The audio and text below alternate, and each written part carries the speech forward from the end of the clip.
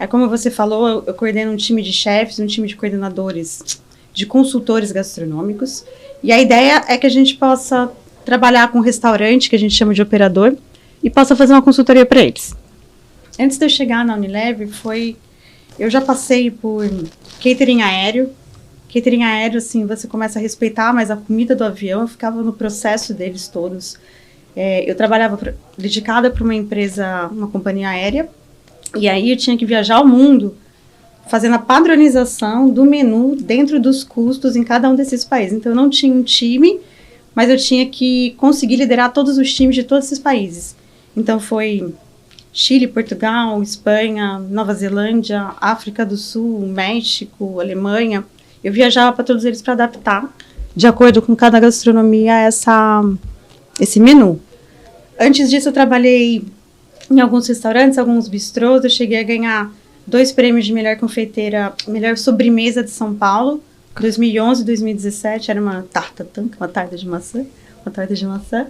E eu trabalhei na indústria também, uma das maiores indústrias de frango que a gente tem aqui no país, também como chefe consultora. E eu comecei num bistrozinho francês dentro de um resort em Campinas. E antes disso, eu fiz Ciências Sociais na Unicamp. Então, eu sou formada em Sociologia e Política, licenciatura em Ciências Sociais Gerais. Caramba!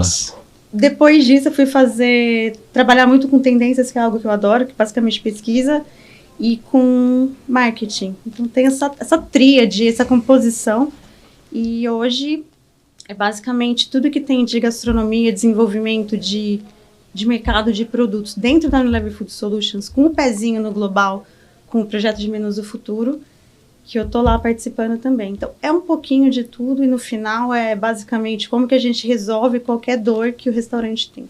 Olha, o meu primeiro chefe foi um chefe francês, Sébastien, e ele me ensinou demais. Então, não foi tanta inovação. As pessoas falam que o mais simples é o mais sofisticado, né? Uhum. E essa tartatã é a mesma coisa, assim, ela não é difícil.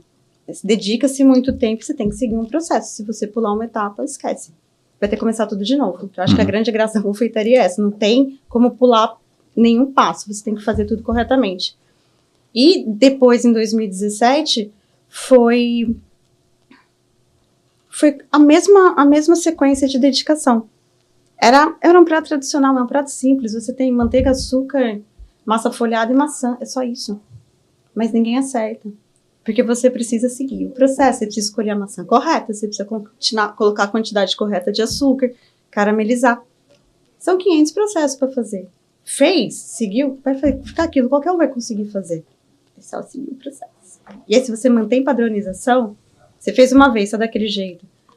O cara falou, nossa, vai lá que vai ter uma super tartatã. Volta, tá do mesmo jeito. Se você tem padronização, as pessoas voltam pro restaurante. As pessoas voltam e indicam. Aí, boca a boca é maravilhoso. Eu comi lá, foi uma delícia. E é aí que você consegue ou ganhar prêmio, ou se estabelecer, ou as pessoas entenderem que tá seguindo um padrão. E aí todo mundo começa a ver essa sobremesa no restaurante. Aí você tem uma pesquisa de mercado para falar assim, todo mundo quer isso, eu também quero isso em casa. E aí chega na tua casa. 30 anos. A tendência tá ali, criatividade do chefe. E ela começa a se dissipar até chegar no CPF, até chegar na pessoa. Isso acontece de forma geral. Quando a gente pega o Menus do Futuro, a primeira edição, a gente mapeou 8 tendências. A segunda edição estava com 8 também. E a terceira edição do ano que vem eu não posso falar, mas são algumas outras. Primeira edição, 22. 23. 23, tá. 23, 24, a gente tá agora indo para 2025. Mas a gente não tem como você criar uma tendência. A tendência é algo que são anos, podem ser décadas. Você tem um grande guarda-chuva. E uma das tendências que a gente mapeou, que acabou virando um direcional, não só como pesquisa de mercado, mas para operador também, foi o menu de baixo desperdício. A gente tinha comida que faz bem, que é uma tendência que fala de você consumir algo que você sabe o que é e que te faça muito bem. Então, não é sobre redução de gordura, aumento de proteína. É algo que vai te fazer bem. Que seja você comer um prato muito mais leve numa quarta-feira em vez da feijoada. Porque a feijoada não vai te fazer bem naquele momento. Você tem que voltar a trabalhar, mas no sábado tá maravilhoso. E você consegue ter algumas combinações de ingredientes que vão potencializar. E Essa era uma das tendências, são 8, mas a menu de baixo desperdício era uma das mais bacanas porque ela conversava com o chefe sabe de todos os custos do restaurante. Então ele podia pegar a técnica dele, transformar os insumos que ele já tinha em casa para transformar em outros pratos. Então você tem um uso integral do alimento, menos custo, maior adaptabilidade, outros sabores para o seu cliente que vai no restaurante. Você que comia abobrinha gratinada, ele vai pegar essa mesma abobrinha, fazer um tartar e colocar na entradinha. Você fala, nossa, inovou. Isso exige técnica e conhecimento do chefe. Mas uma vez que você vai utilizar integralmente esse insumo, você vai ter uma redução no custo, você vai ter mais sustentabilidade de preço, de valor no seu restaurante e sustentabilidade para o mundo de forma geral. Você certamente vai usar um produto que seja sazonal, então da época, para otimizar, porque o sabor dele vai estar muito melhor. E nessa você consegue, ao final, mostrar através de uma ficha técnica que está valendo a pena aquilo. Então você conversa muito com o restaurante grande, médio e o pequeno. Porque ele vai saber, não, mas eu sempre uso isso aqui para fazer essa receita. Não, você pode otimizar. No que você otimiza, você vai fazer o seu pedido no seu fornecedor muito maior. Porque você está otimizando e juntando essa cesta com outros ingredientes. Esse pedido vai viajar de uma vez só, vai gastar menos combustível, vai chegar para você. Você começa a trabalhar a cadeia inteira, em termos de sustentabilidade. Então, menos do futuro tem essas tendências para que elas possam aterrissar em solucionar alguma dor do restaurante. Seja através de estar na moda, a gente falar de comida que faz bem e de alguns ingredientes que está todo mundo falando, tipo pistache. E a gente estava falando com o Tomás Troagô, daqui do Rio. Uhum. E ele falou que ele abriu um restaurante e tinha um prato que era com língua de boi. E assim, o chefe, a gente se apega, né? A gente quer colocar um negócio que a gente gosta. Aí ele falou assim, coloquei lá a língua de boi, não vendia. E coloquei, ninguém pedia. Aí eu comecei a dar para as pessoas, assim, para elas experimentarem sem saber que era língua. Amaram, queria pedir de novo. Aí eu falava que era língua. Elas falavam, que eu comi língua?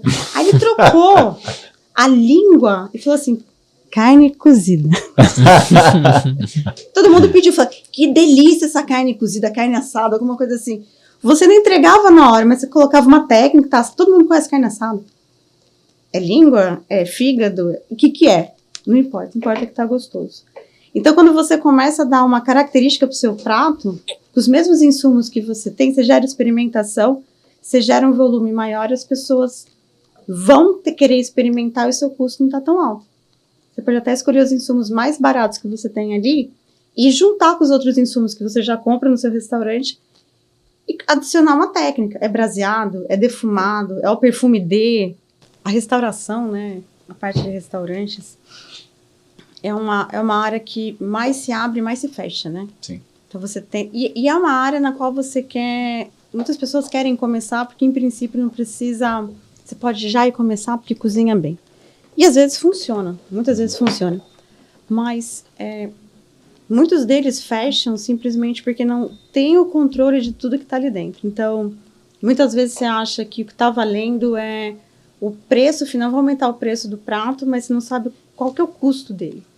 Não só o custo pelos insumos, mas o custo dos processos, o custo da sua infraestrutura, da energia elétrica, do que você tem na sua cozinha, de que equipamento é mais eficiente. Então, o custo é o primeiro problema.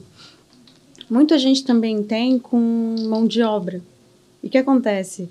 Às vezes a gente vai criar um menu que nem todo mundo pode executar. Então, se a gente pensa no menu executável e treinável, é sempre mais interessante. Porque muito acontece da gente ter uma pessoa nova, você vai gastar um tempo treinando ela na sua cozinha, e se você não der esse suporte para ela, que ela possa executar aquele dia a dia, ela vai embora. Então, a gente tem um turnover, né? Muitas pessoas vão embora de restaurante, vão para outros restaurantes. Eu acho que a parte do clima dentro da cozinha, que tem melhorado muito, né? A gente vê esses chefes na TV gritando um com o outro, como já foi comigo. Hoje está um pouquinho mais tranquilo. Tem que ter o clima muito bom dentro do restaurante para poder manter essa pessoa ali. E para que ela possa usar esse tempo dela de criativo, que surgiu porque o processo está muito limpo, o processo está muito correto, sobra esse tempo para ela ser uma pessoa criativa em outras coisas, seja na produção, dos pratos, ou seja, inovação nos processos.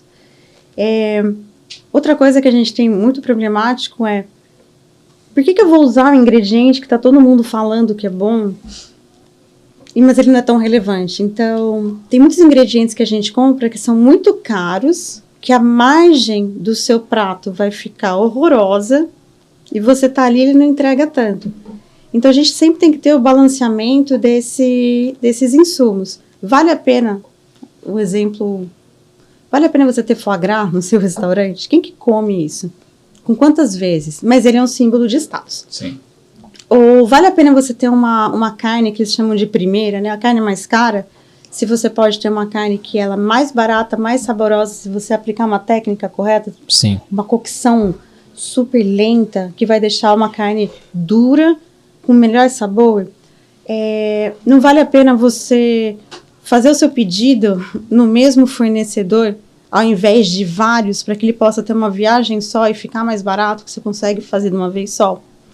Então, todas essas pequenas coisas acabam aumentando o custo do restaurante. A engenharia de cardápio está aí para isso, né? Eu volto na ficha técnica porque as pessoas subestimam a ficha técnica. A gente vai fazendo, mas assim, de milho em milho a gente tem uma lata de lixo inteira de produto, que não é sustentável para o negócio. Então, uma vez que você sabe dos processos, exatamente o que está entrando no restaurante, o que está saindo, esse controle é muito importante para você saber da saudabilidade do restaurante. Os custos sempre vão ser um grande problema. Então, como que a gente consegue mitigar esses custos? Será que o investimento num equipamento não vai operacionalizar e deixar muito mais fácil a produção do meu prato? Então, talvez o meu menu vai precisar de um forno combinado. E vai funcionar daquela maneira. Eu não vou precisar de 3 pessoas cuidando. Eu posso utilizar a noite inteira que está parado para fazer uma produção de carne. Não precisa ninguém olhar, é só programar. Essa tecnologia ajuda. Todos os dados que você puder ter, quando a gente fala de delivery, isso é muito comum, né? Do mapa de calor. No mapa de calor daquela região, o que mais vende, o que mais sai, em qual horário. Acesso a dados te possibilita tomar decisões mais assertivas. Então, eu sei que naquele bairro sai muito mais hambúrguer do que poke. Eu vou investir em poke? Não, é um tiro no pé. Eu sei que vende muito mais no almoço de sexta-feira que de quinta, então minha produção vai ser menor, porque eu já sei. Uma vez que você trabalha os dados para tomar as decisões, você diminui o custo. A hora que você diminui o custo na qualidade do produto, aí você perde... Aquele cara que era super fã do hambúrguer vai falar assim, nossa, mas tá esquisito aqui, né? Você não volta. E é difícil recuperar isso de volta.